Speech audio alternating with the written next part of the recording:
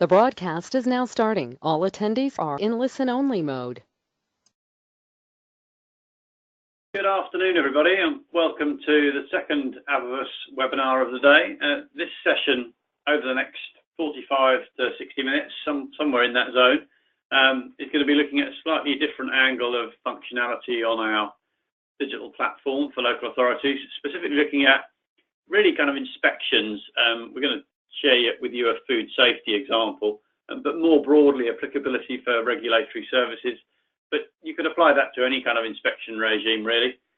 So before we get into the meat and drink of the session, a little bit of an introduction and welcome. So I'll provide a little bit of background. This is the second of 3 webinars that we are running today. There is a little bit of overlap between each of them. We've got a whole bunch of folks on the call. I know some people have booked onto multiple webinars today, so you will see a little of the material that you saw from the prior one an hour or two ago, just to go in terms of positioning the platform and a bit of background. But then the demonstration piece will be quite different from what we shared this morning on our Waste and Environmental Services webinar. And we'll talk a bit more then, having done a demonstration and a walkthrough of a couple of processes, about some of the additional features that we offer around compliance, risk management, regulatory services.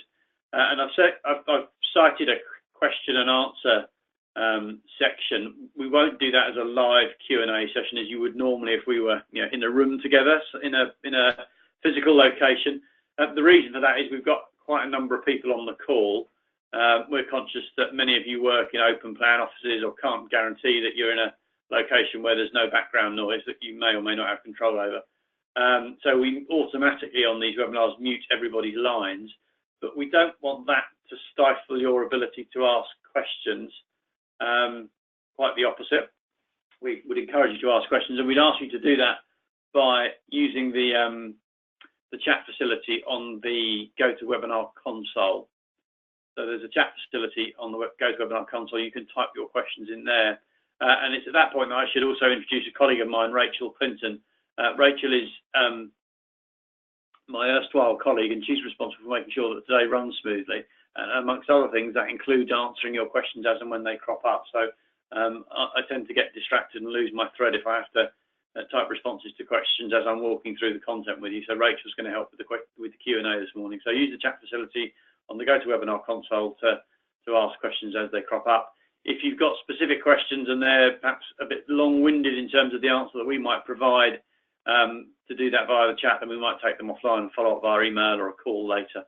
A couple of other just practical points on the session. We are recording it, so there'll be an on-demand recorded version of this session available that you can share with colleagues if you wish.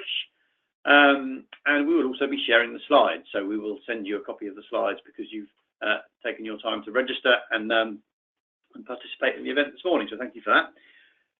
So on that note, let's get on to kind of some of the challenges around regulatory services in particular.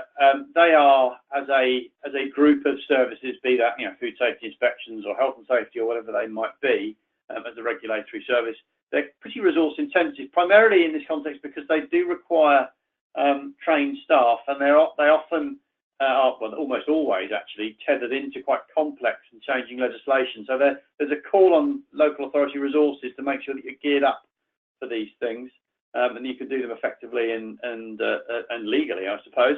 There's an expectation from a customer's perspective. They want an immediate response and they want feedback and they want to be kept up to date. So you need to make sure that they are customer focused and the customer experience is positive. Because of the resource intensity and the draw on resources, that can make it difficult to innovate. Add to that, the last 10 years of austerity and fiscal constraint, and I would argue that local authorities have been right on the bleeding edge of that fiscal restraint and budgetary restraint. There's a combination of factors that is somewhat unique in our recent history. That means innovation can be challenging and feel risky, and that means that sometimes you're missing out on opportunities for using automation and technology. And what you're having to do really is, as complex authorities providing mandated services to your residential and business customers, is maintain services on less resources, and that's never easy to do, sometimes impossible. And also you'll need analytics and insight into what's going on in that particular service. So there's no shortage of challenges and potential difficulties to deal with. We work only with local authorities, and from my own part, I would say that I've been, always been impressed with the enthusiasm and the innovation that I see when we engage with our customers on their willingness to face these challenges head on and tackle them. And as a result, we do see some good innovation, and hopefully we'll give you some ideas for that in this afternoon session around how that could apply to regulatory services. I just want to spend a couple of minutes very briefly introducing the platform in a bit more detail. I'll do that by scribbling on some slides and talking through them. We offer a modular tiered stack system, if you will, of technology. It's a single cloud-based platform that's used really for digital transformation. We only deliver it for local authorities. It's been designed, engineered and delivered for use by local authorities. Our 50+ customers are all UK local authorities, so we're very focused on that space. And it comprises 3 groups, broadly, of technological functionality. At the top tier, there's a customer self-service layer, which is about customers doing things for themselves, or maybe doing things via a CRM interface that are assisted or mediated in some way. So there's a customer services element to it. There's a back office element to it, which is the line of business modules, which we'll touch on in this session. But also within that, what we call automation, driven primarily by a rules engine, so the ability to build automated workflow, and also crucially to integrate with other third-party applications. So you might be using other back office applications that you want our system to speak to, and we will integrate to those. We also offer what we call an MDM solution. In this context, MDM is another 3-letter acronym that stands for Master Data Management, about getting a single view of customers, processes, assets, whatever it might be, but the ability to federate data effectively. And then pertinent to this session, we'll take a brief look at some of the mobile working capabilities. So that's about getting a relevant service request, task, activity to the individual that needs to do it, whether they're in environmental health or another service area within the authority. So if we take the example of a customer reporting a potential issue with a food service outlet, how do you get that food service issue, concern about a premises, its cleanliness, its function, whatever it might be, into the hands of an appropriately qualified environmental health officer, local authority officer, as quickly as possible? That's really where mobile worker comes in. All of this in the background, of course, is largely enabled by technology, and your erstwhile colleagues in IT will be, no doubt, meeting the challenges head on there in terms of consolidation of both systems and data architecture to make sure that your organisation is running effectively and running slick digital processes, are able to deploy slick digital processes, of which our MyCast Services platform may well be part. So there's a bit of introduction to the broader background. I'll just dip into a few areas very, very quickly. The customer self-service piece, we're not going to touch on that as much in this session, in fact, hardly at all. I'll just show a couple of examples, maybe.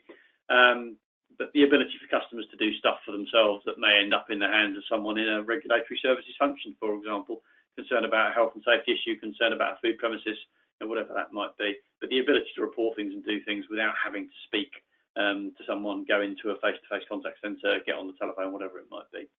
So lots of capability there. Of more relevance to this specific example, we'll be looking at a couple of modules. Well, one module primarily, actually, compliance management and risk management in relation to food safety inspections.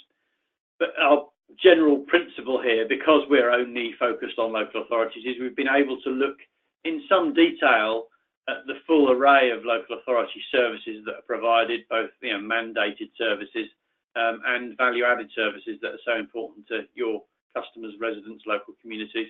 And we've been able to kind of unpack them, process map them with our clients, and we've used that information and that intelligence to help inform our development strategy. So we've built line of business modules that are applicable for certain types of process. We looked in the prior session this morning at waste management and contracts and license management. We're going to be looking at compliance management in this session over the next 30-40 minutes or so. And what does that really relate to? I'll talk more about that in a moment, but it's really about any process that has some sort of scoring mechanism behind it. So that could be, an example we'll show this morning is a food safety inspection example, but it could also be an appeals process.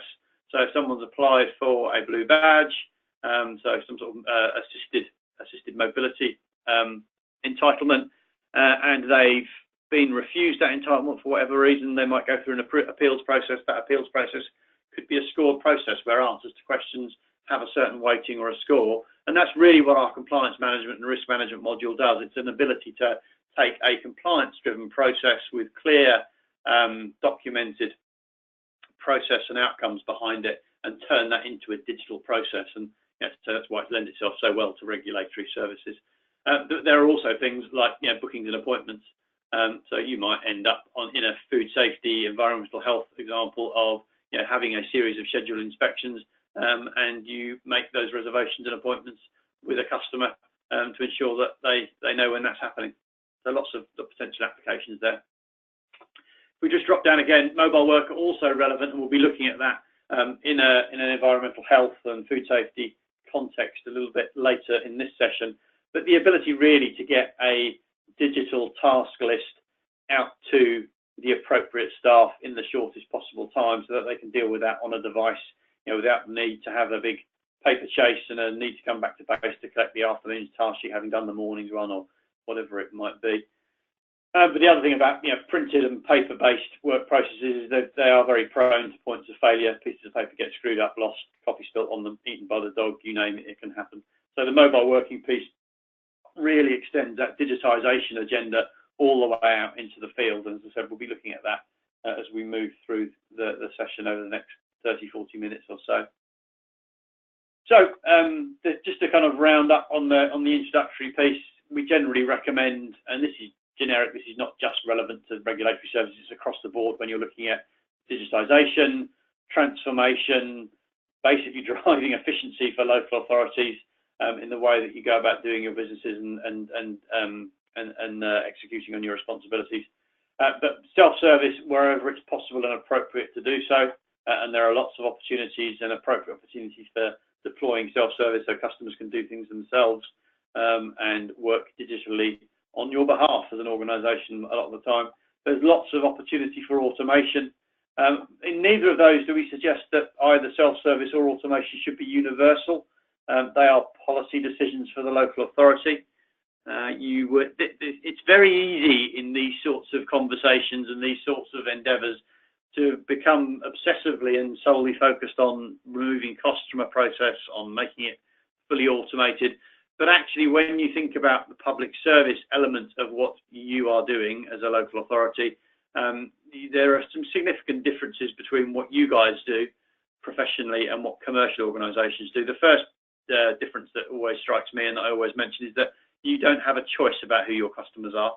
Those that are resident in your district, borough, unitary area, shire, authority area are dependent on you for certain services, and you are, without question, their provider, and have no choice about picking and choosing customers in that regard.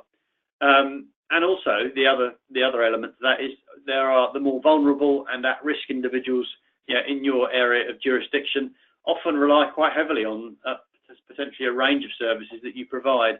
So there's very much this significant. It's all very well to look at things like Amazon and whoever else it might be as exemplars of how to do things digitally, and that's fine, and we're supportive of that concept. But we would also say, let's not forget that there's a very strong public service element to what you are doing. Well, a central element is public service, and you need to think about that in your deployment of self-service and automation, because this is about making sure you're using your resources wisely and judiciously to help those who are most in need, and allowing everyone else who's got the power of choice to use their channel of choice. Our end of the bargain within that is about cost effectiveness, so keeping our solutions cost effective and doing what we said we would do on time, on the budget that we agreed with our clients, but also making sure that our solutions are scalable. When you look at a local authority, even at the smaller end of the scale, so smaller districts, you're still dealing with almost always tens of thousands, sometimes the low hundreds of thousands of customers as a small to mid-sized local authority. So you're doing things at scale, often a bigger scale than small to medium enterprises would be doing them, and with a much broader and diverse array of processes. So I think it's easy to oversimplify and miss the nuance of what local authority service delivery is about. So let's circle back round on regulatory services in particular. So where is it appropriate? It's certainly appropriate in environmental health, so that might be health and safety at work, things like vehicle inspections, asset inspections. The example that we'll touch on today will be food safety and safety standards, so end-to-end processes for those sorts of things. So very much a compliance-driven process in that regard. But it's also relevant for licensing services, so the provision of licenses for customers. That could be licensed premises, taxi licensing, which is in many ways a confluence of both some inspection and audit responsibilities on behalf of the council, but also a licensing and permit-based set of activities, or activities that are governed by a license and a permit on behalf of the user. So the taxi driver, the taxi company, the licensee for the premises, whatever it might be. So there's a confluence of these things. And we've developed, as I mentioned earlier, a series of tools really that you can bring together on a common platform to help you meet those challenges head on. The challenges being concerned with how do you make those processes as digital as possible and as digital as is appropriate, and therefore as efficient as is appropriate. So the next slide just talks you through that in a little bit of a, I suppose, a simplified flow diagram way. And I'm going to show you some of this on the platform, but I'm going to show it rather in reverse order. So the way that you would go through it, and there's, I suppose, a four-step process involved in configuring the My Council Services platform, which is the product that we provide, to be appropriate and relevant for regulatory services application. I've mentioned already the need to make electronic and deploy digitally a process. That usually involves the creation of a form of some description. So whether that's a customer raising a concern about something, raising a health and safety request that's relevant and appropriate for the council to respond to, or whether that's an environmental health officer going out and doing a food safety inspection on a food service premises. But you can take that process that will probably almost certainly be documented in your organisation today, but maybe an offline paper-based process, and you can translate that into an e-form. And that's done a lot. There's a lot of good work already being done up and down the country by local authorities to do that piece.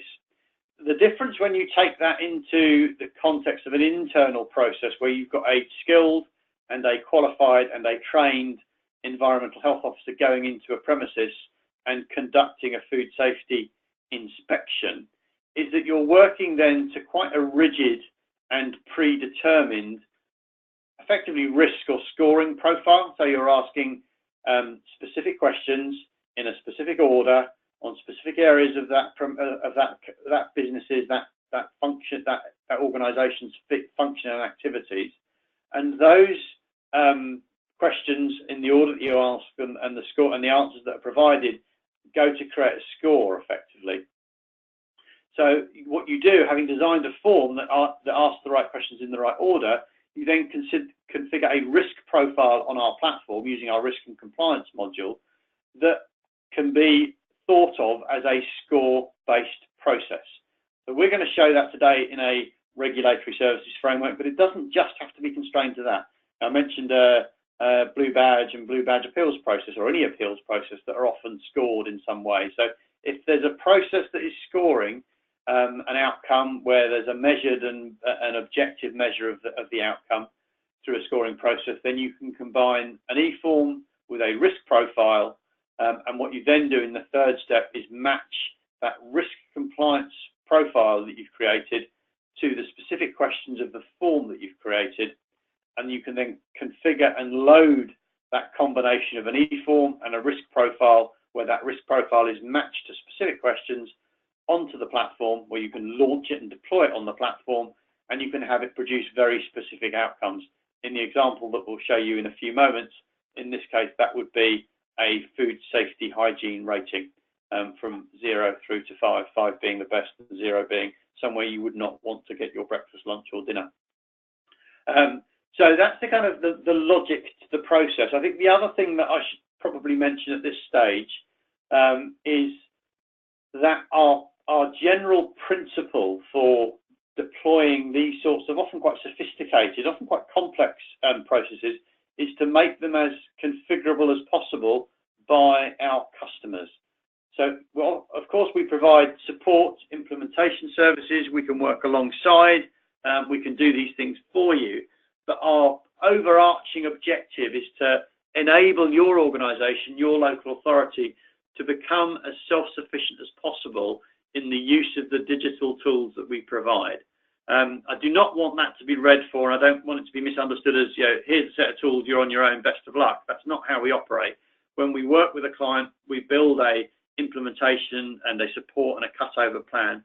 But the general desire from the council, from our customer, is that you can be free to go and design, create and deploy those processes, new processes, additional processes, as and when you want to. And if you've already launched a process, be it a food inspection process or health and safety inspection or whatever it might be, or some form of appeals process, that should the legislation behind that change, or should the process change, or you find opportunities to improve it, you should be able to go back in and reconfigure and change and relaunch that process.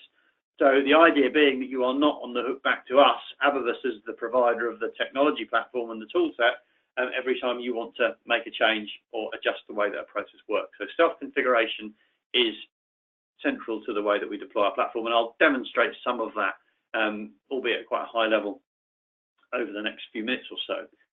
So that's, I hope, a reasonably logical description of how you would take various elements of our platform, our eForms designer, our risk profile configuration tool, the ability to match those two things together, and then also in the example I'm about to show you, our mobile working capability to run off a remote device to go and conduct an inspections process.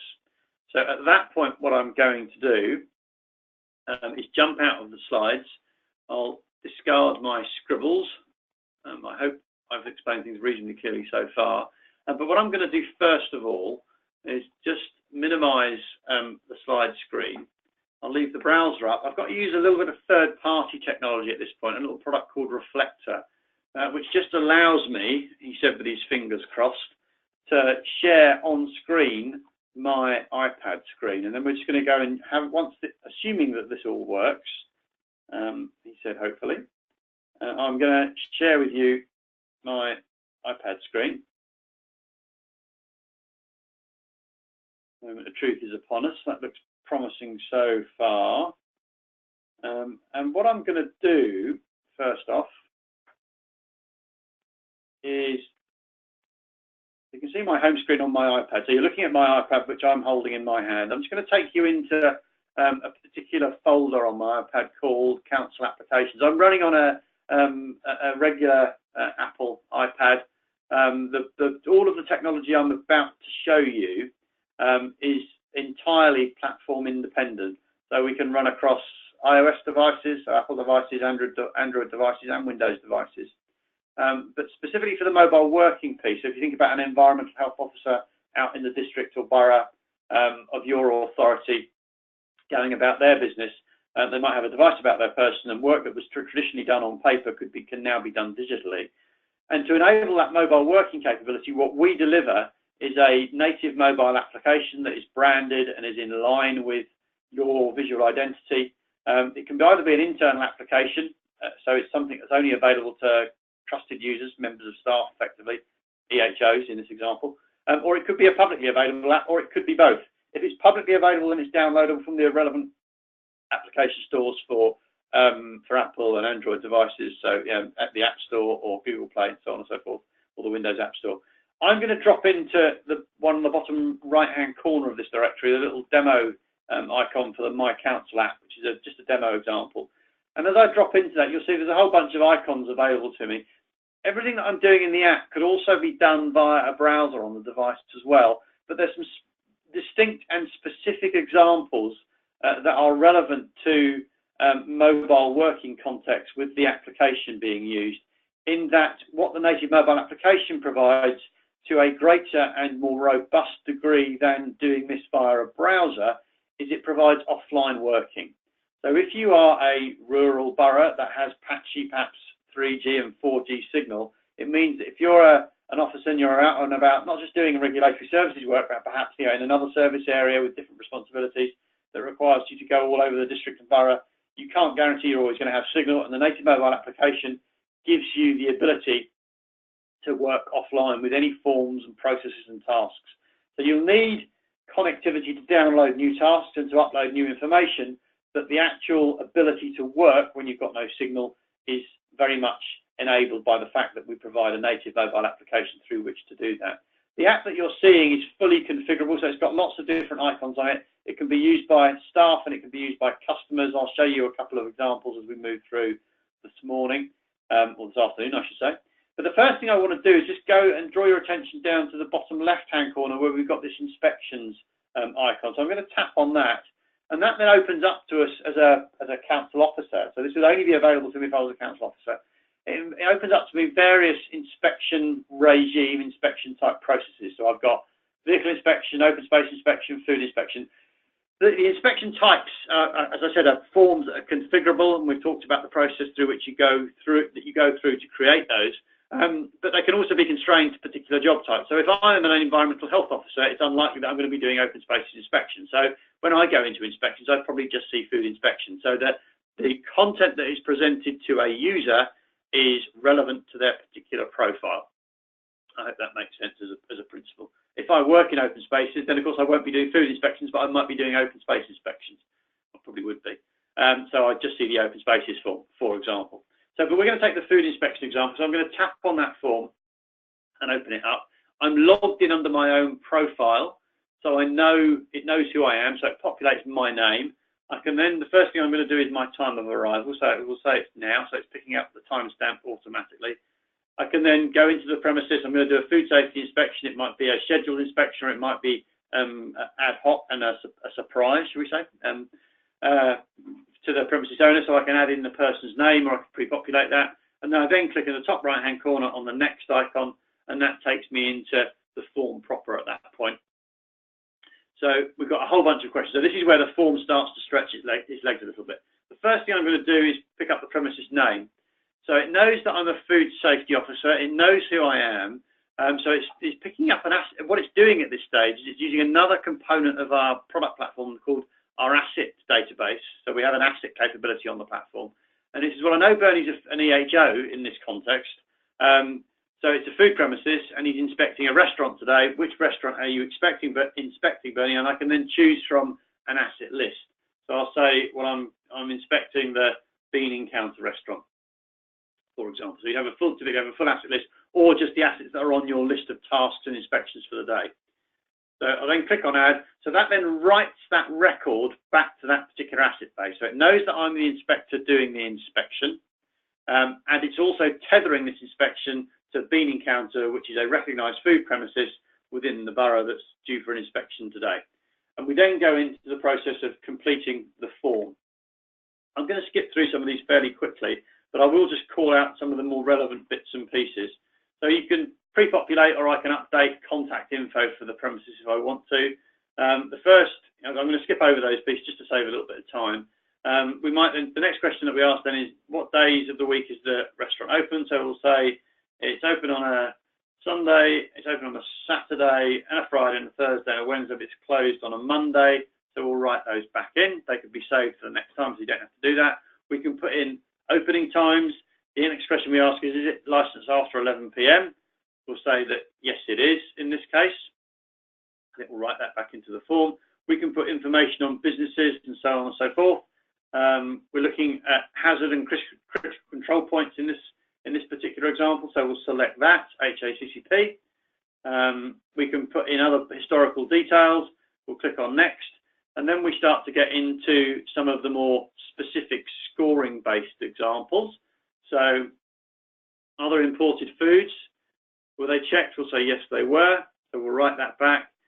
Duty of care question. So does it comply with its duty of care regarding waste? We'll say yes, it does. So we'll assume that they're doing a good job there. What about their duty of care with the disposal of oil-based products? We'll say yes, they comply there based on my inspection.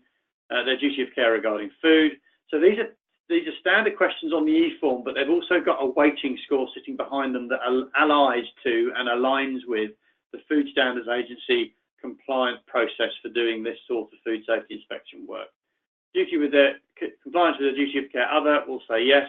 This is just a templated example, by the way, so you don't have to use it in this way. You might ask questions in different orders. You can design the form from scratch effectively. We've got a whole bunch of other questions and bits and pieces at this stage. We can go down and we can take a photograph with the camera if we wish, so we can add photographic evidence. All of the privacy capabilities are respected, so we'll add that in and we'll use that photo. So we can add a picture, multiple pictures, video recordings. So these are all the constituent parts that would go to make up the report if we wanted to do that. We've got a section on post-inspection here, so what are the activities thereafter? Was the inspection discussed with the proprietor? We'll say yes, and that gets again written, that's written back into the process inspection. Further action to be taken by the local authority. We might say none in this case, in the professional opinion of the HO that's inspecting. Click on next, and then we're into another series of score-based questions, so ratings in this example. So food type stroke handling method. So if I select that, we'll say they're handling and it's low risk. Method of processing, we'll say low risk activities. Consumers at risk, we'll say intermediate. You can have, these are just templated examples, you can have these structured in any way that you want with different types of input options and so on and so forth. Are there vulnerable groups? We'll say none. Current compliance to hygiene, we'll say very good. So we're happy with the work that they're doing. Current compliance structural, we'll say very good. Confidence in control systems, we'll say highly confident. We think they've got good control systems in place. Risk of contamination, I'm going to say no risk. So I've been through that process. You could ask additional questions, capture additional evidence, so on and so forth. We've been through that structured score-based form. So we've got an e-form, as I described earlier, working on the native mobile application, so available on my device. Attached to that is we've got a risk profile. We'll get into the detail and the outcomes of that in a moment when we move to the back office. So what I then do is just click on submit, and it will then take the photograph that I've taken, all of the data that I've captured, and it will submit that back to my home authority. So in this context, I'm using a demonstration instance that's set up for Redbridge Borough Council. They're not a customer of ours. It was just the location that our first Adverse office was based in. It was based in the Borough of Redbridge when we first started business back in 2007. So we've got a demo example set up in that locale. So it's got a degree of intelligence to it as well. So we click on OK, and that then takes us back to the food inspection. So we've completed our first job of the day, which is to go and do a food safety inspection of bean encounter. So that's one, I suppose, let's say, manifestation of the way that an inspections regime and inspections process could be deployed and used. The other way that the native mobile application can be used is in just the creation of incidents. So I'm going to go and give you an example of that, and I'll show you a couple of interfaces that are relevant to that. So I'm going to tap on. I've scrolled up on the native mobile application, and this time I'm going to tap on report it, and I'm going to look specifically for food hygiene, a food hygiene form. So this is not an inspection process that we're kicking off. This is a reporting issue. So I'm going to tap on the food hygiene example, and it allows me to effectively create a service request that we can then go and manage in the back office. That will give us some work to do downstream effectively, and then we'll come back to the app to look at that. So the first thing I'm going to do is to just ask what the subcategory is. It's about a public food outlet. This could be me as an environmental health officer going about my inspections duties for the day. You know, perhaps I pass an outlet that I'm not inspecting, but I take a look at it, or I stop in to buy something to eat and I don't like the look of it. I might want to report it so that it can be picked up by my colleagues as an ad hoc service request. So it's a public food outlet, and then please provide any additional information. It's a very simple form. We might say, looks a bit rough. Sorry, slipping into the colloquial. So I'm just typing as a free text field in this regard.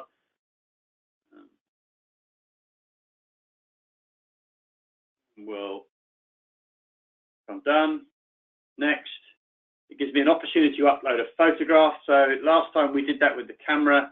I'm going to upload one from the library. And I'll just scroll through. I should have some pre-prepared examples here. So I've got some service request photos. And I think somewhere in my folder, I have got a picture of a kitchen that perhaps could do with a little more care and attention. We can move and scale that. So, or we can just click on use and add that in. We could add some metadata on that if we wanted to, and it will upload that way. Again, we could upload multiple pictures so that if we're raising this as an ad hoc request, we've got some evidence alongside it. Click on next.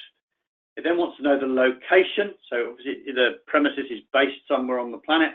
It will automatically pick up my current location, but I might override that and search for a particular location.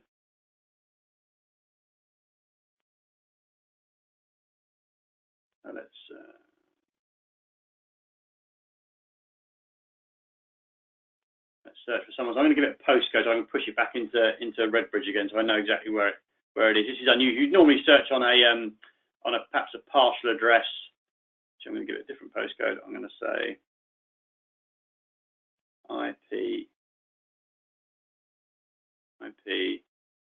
11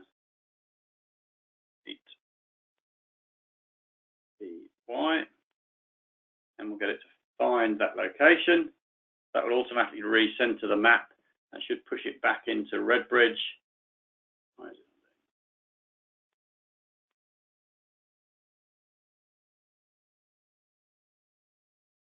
Click on done.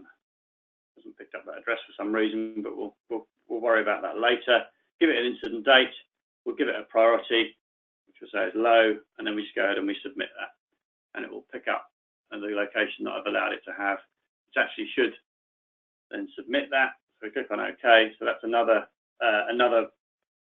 issue that we've created in that regard. So we've used the native mobile application in this example to do two different things. We've done an inspection, which is a fairly detailed score-based, compliance-based process, which would only be accessible to an environmental health officer or someone who had those responsibilities in the authority, using the asset inspection form, or the food safety inspection form. And then we've just used one of the report it forms on the native mobile application that allows us to create an ad hoc query. I just want to show you one other interface alongside that, if I may, which is how a customer might do that from a browser. So we've just jumped across to our My Account portal interface, and we'll just search for that same food safety form. So everything that can be done on the app can also be done browser-based.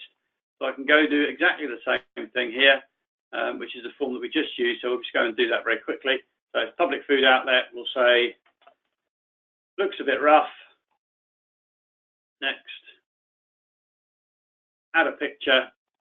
So you can do this from effectively channel of choice from a customer's point of view. So again, I should have some service request photos that I can use. So I've got one of a dirty kitchen somewhere in here. There we go, some dirty pots and pans, which we'll add. Next. It's reflecting exactly the same form that we were using on the app, but it's doing it via a browser-based interface. So we'll get it to search for a location. So we'll go IP11 8PY again to get it into that Redbridge location. It will map back to the address function, or it should do. Give it a second or two. Something not behaving on this piece this morning. I don't know why that is.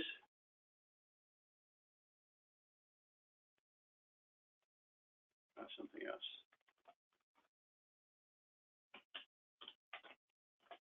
There we go. For some reason, didn't like that postcode. Maybe it was a non-compliant postcode. So I'll give it an address. Pinch it back to. It's actually matching to LLPG at that instance. Give it an instant date. So this is reflecting exactly what we're doing on the app, but this time in a browser-based context. Click on next, and then to the customer. This is a registered customer doing this as a process. We can click on submit. So we've created a couple of food hygiene examples there that may well be picked up.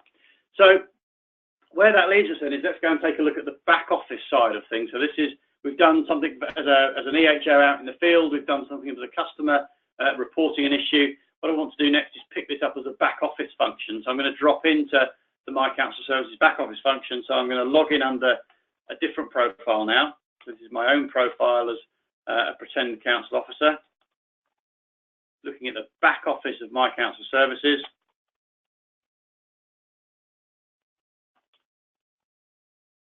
Assuming I've got login details right, that should drop me into the back office.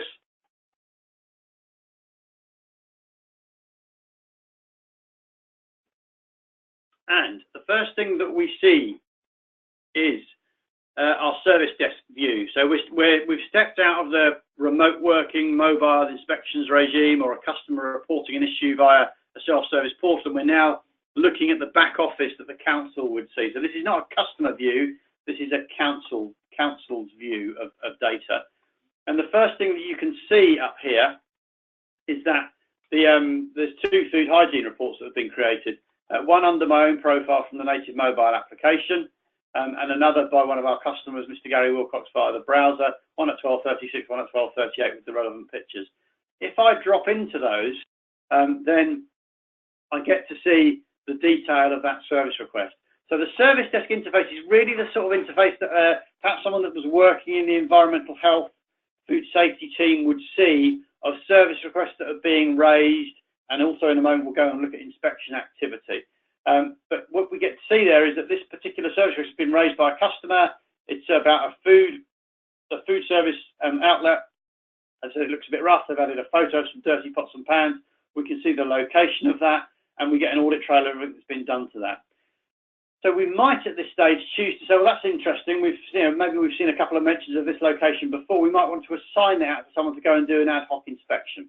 So what I'm going to go and do is I'm actually going to update the owner of this service request. So I'm going to assign it out to an individual, and I'm actually going to assign it back out to myself. So I'll search for Bernie, because I know Bernie's on shift at the minute. And we can see that Bernie's location is currently 135 kilometres away from that particular location as of 94 seconds ago. It knows that because I'm logged in on my iPad. I'm nowhere near Redbridge. I'm working at my home office this afternoon, and I'm some distance away from that particular instance. But it can use that data, my location data, to help in the assignment of tasks. I'm doing that manually at this stage in the process. But everything I'm doing here manually could also be done in an automated way. So I could use that location data, I could use the number of tasks that I've currently got open on my to-do list. All of that data could be used to help automatic assignment of rules. Where I am, who I am, my skill set, my privilege level, my qualification level, in terms of my role as an EHO, whatever it might be. So I'll select that, we've assigned it, and we just apply those changes. So that then gets automatically assigned out. The point there, folks, really is that I can do that manually, as I've just done there, but it can also be done automatically. So you can build these things into automated rules, back to our earlier point about the importance of automation. The fact that I've done that is now captured in the digital audit trail of that particular service request. So it knows it's been assigned out to a Mr. Bernie Simmons. We've also had an automatic triggering of a notification back to the customer to say that we've received your query, and this is our service level around it, this is what we will and what we won't do with it, and you may be kept up to date, whatever it might be. So you're building up a trail of everything that goes on with that inbound service request. So we're jumping around a little bit here, but there's another element I want to show you. I want to go back to that inspections piece that we were looking at a moment ago. And I'm going to go back to the service desk interface. And this time I'm going to take a different view of things, because I want to look at the outcome of the test the inspection that we ran, if I can find the appropriate form. There we go, food and building inspections, and I want to look at food inspections. So I'm going to recut the data in the service desk view so that I'm only looking at the food safety inspections that have been carried out. So that tells you something about the capability of the platform. I can slice and dice that view manually, but that view that I get, the privilege level of the data that I can see, is also something that is baked into the system through a module on the platform called role-based access control. So what role-based access control does is two things. It provides and attaches a profile to a user, and attached to that profile is a certain privilege level. That means as a user with this profile, as an environmental health officer, let's say, or someone in the environmental safety team, that I can see this data and I can see this functionality on the platform. So it governs data from a GDPR and data protection point of view, and it governs access to the platform. So I only see data that I'm allowed to see. And what you'll see in there, having sliced that view to look at food safety inspections only, is we've got the food safety inspection that I created under my profile at 12:32 today. It's now got a service request number attached to it. And if I drop into that, then the whole piece expands out to me, and I can see the entire form that me as an environmental health officer completed as part of that food safety inspection, including being able to click through and see the images that I've captured, so on and so forth. So I've got full access to all of that data. It's been digitally captured. No trees have been chopped down in the completion of this asset inspection. It's all been digitally done. And now that I'm in the service desk interface, I've got the ability to link it to other service requests, create documents off the back of it, create a task, define outcomes, update the owner, effectively case manage that process. I could print a certificate off the back of this, and as I scroll down on that point of printing certificates, you'll notice that it's got a risk score attached to it.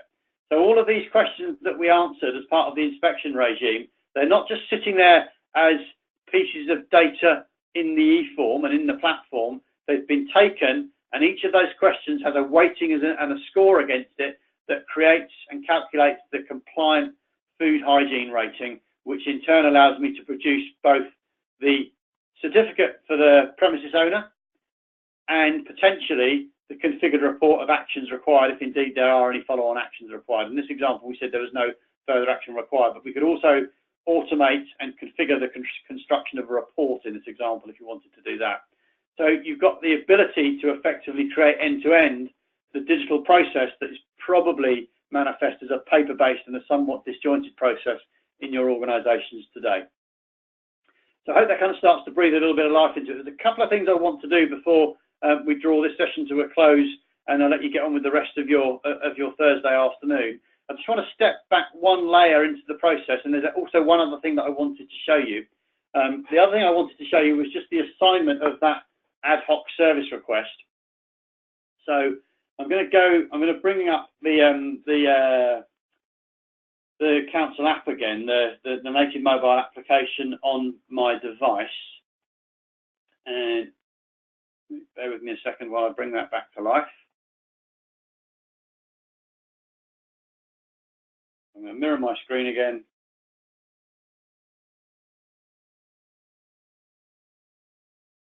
There it goes. So that's popped up on screen. We'll go back into the native mobile application. So we're now back in the role of an EHO or an officer of the council, and I'm a mobile worker. So this time what I'm going to do, I'm not going to use a form as I did last time. I'm not going to use the asset inspection form. I'm going to go into this icon here, the mobile worker icon, and actually it's already done it. I'm going to refresh the screen, but you can see that that ad hoc request that came in from a member of the public, that food hygiene concern at 78 Grove Hill with the picture of the dirty pots and pans at 12:38 today, is now on my device. And I can see all of the details associated with that. So I could then, if I wanted to, if I had time in my schedule, I could perhaps pull up an inspection form and go and make an ad hoc visit to that premises if I wanted to, and I was authorised to do so. I could change the status of it. I could add photos. I can reenact and recall all of the downstream actions that I might want to take against an ad hoc service request being created and assigned to me. So there's multiple things going on there, and multiple things that we've shared with you this morning. One is the use of a detailed score-based inspection form. The other is the ability to create, either via a council officer doing that or a customer doing that, ad hoc service requests. So in this case, concerns and issues about health and safety, cleanliness and food hygiene in a food service premises, and then the ability to go in and sign that in a dynamic way, in an automated way, back out to a field officer that can then go and perhaps do something about that if it's an urgent issue or whatever it might be. So there's a few things that we've shared with you there.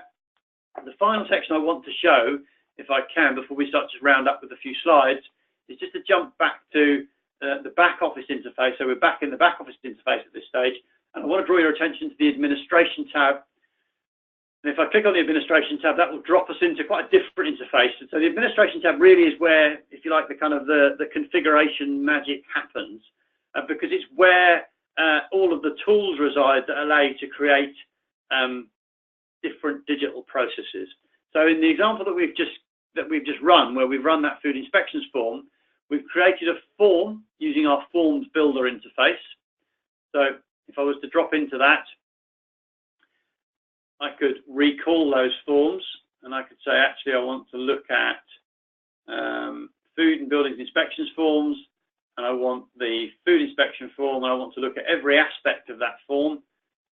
I can retrieve that form, and what you get presented with then as a user is the directory structure that that creates and underpins the plumbing, if you like, that makes that form. So you might recognize some of those questions that are coming up in that directory structure from the actual manifestation of the form. And if I click on the header of that, on the right-hand side panel is the interface that drives our form design capability. So it's a relatively straightforward to use graphical user interface. There's no scripting or coding required. You give the form a name. You set the various status settings. You decide who it's appropriate to, who can see that form, what the status life cycles are, and then you go about the business of adding pages, regions, and items, individual questions to that form. And the next stage that I wanted to show, let's have a very, very brief look at the forms designer. The next stage that I wanted to just to touch on is to bring you down to the risk section. So I talked about that process in my slides earlier, designing a form, which I've just showed you through the forms design process, designing and creating a risk profile, so you can then create a set of risk scores effectively that are associated. So we've got bandings A through B. We associate impacts with those. You can create probabilities alongside that, low, medium, high, and then we create bandings alongside that. So if we look at the food hygiene one, we can see that we've uploaded images of the food hygiene certificate that needs to be produced. We've color-coded it in terms of the potential outcomes and the scores that sit alongside that. The point I want to stress here is we've used a food hygiene and a food safety example here, but this risk-based scoring could be deployed in any area of the council where risk-based scoring and compliance is part and parcel of a process. So it could be health and safety inspections, it could be an appeals process, as I mentioned earlier. So that's a very brief look, and then what you do finally is match those two things together to match a risk score, a risk profile to a particular form, and away you go and create the asset inspection form, or the food safety inspection form in this example. So that's a roller coaster ride through and a whirlwind tour of what is quite a sophisticated and complex area of the product, but the ability to produce risk-based scoring processes. And what I want to do finally then, just to kind of bring things to an orderly conclusion, is just jump back to my slides and just talk through a few additional features. So there's a communications module that sits as part of the platform. So if you want to send reminders to premises owners that you're going to run an inspection or they're due to come in for an appointment, you can do those things. That could be an SMS, an email, push notification, or it could be an automated call. We offer integration out of the box. So if you're collecting payment from somebody in return for a service, or they're being issued with a fixed penalty notice, you can collect payment of that. So we can integrate into things like payment gateways. We can also integrate into other systems. So if you're using different systems for workflow, so maybe you're using Civica APP for your back office processes and you don't want to use our full back office, that's fine. You could just use perhaps our forms and our mobile working piece, and we could integrate into Civica for you in that example. So we've done lots of integrations into third-party applications. And we also offer, as I've mentioned and shown very briefly, a whole range of mobile working capabilities. I've demonstrated this to you live, so I'll skip through this fairly quickly. That's both mobile worker, which I showed you, mobile manager, so the ability to deal with and distribute ad hoc leads that come in, express worker for maybe delivery of repeated tasks. We offer real-time navigation and route planning, so if someone's got a task list for the day and they're in a vehicle and you want to guide them through that process in a route optimized way, you can do that. We offer lone worker, so if someone's at potential risk and they want to set an alarm to escalate it if they haven't checked back in, you can do that sort of thing. You can track where individuals are if you want to do that. You can control that by the time they're only on shift and you've got their permission to do so, and so on and so forth, and a whole range of really tools for managing those processes. I'm conscious of time. We're coming up to 1 o'clock, and I promise I'll have you done within 60 minutes. So I'll just finish up with a final slide that describes a little about how we work and kind of how the relationship works with our customers. If you like, our end of the bargain is delivering affordable solutions that are both flexible and can be configured. I mentioned earlier this kind of scalability concern. So the reality is for local authorities, your complex organisations, even at the smaller end of the scale, smaller districts and smaller borough authorities have a wide range of services to offer, but customers at least measured in the tens of thousands. We offer scalable solutions that can work at pace and in a flexible and agile way, and all of our solutions are fully supported. So we offer a full implementation plan if you're using our technology, and ongoing support, both consulting, training, however that might be, as well as day-to-day support on the use of the platform. So that's been a bit of a whistle-stop tour of what is quite an interesting and intricate area of local authority activity, regulatory services in particular, and compliance-based services. I hope that's been useful to you. Just remains for me to say thank you very much for your time this afternoon, and to wish you a productive and pleasant Thursday afternoon. Thanks, folks. Bye-bye now.